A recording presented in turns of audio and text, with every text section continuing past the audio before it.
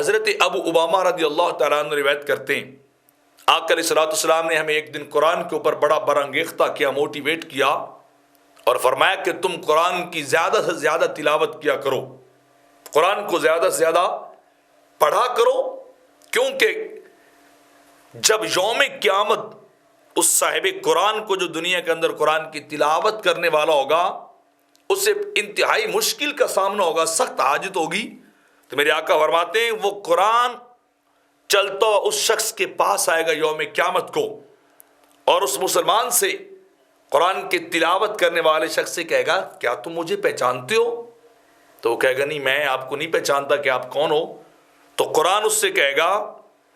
کہ میں وہ ہوں کہ جس سے تم محبت کرتے تھے، میں وہ ہوں کہ جس سے الگ رہنا تم ناپسند کرتے تھے، میں وہ ہوں جو تمہیں کھینچتا تھا اور تمہیں اپنے قریب کرتا تھا۔ آج ذرا دقت نظر سے دیکھو، پہچانو میں وہی ہوں جس کے ساتھ دنیا میں تمہاری دل لگی اور دوستی اور یارانہ رہا۔ تو اس وقت وہ بندہ کہے گا کہ شاید تم قرآن تو نہیں ہو، تو وہ آگے سے قرآن جواب دے گا جو نورانی شکل میں آئے گا، ہاں میں ہی وہ تمہارا قرآن ہوں جس سے دنیا میں رہ کر تم نے دل لگی کی ہے، محبت کی ہے اور اپنے قریب رکھا ہے۔ اور پھر وہ قرآن اسے لے کر بندے کو لے کر اللہ کے عرش کی طرف جائے گا، اللہ کی بارگاہ میں اس بندے کے لیے سفارش کرے گا۔ تو ہوگا کیا، اس بندے کے دائیں اور بائیں نور کے فرشتے ہوں گے اور اس بندے کے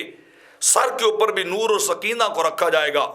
اور اس شخص کو جنت کی طرف لے کے جایا جائے گا۔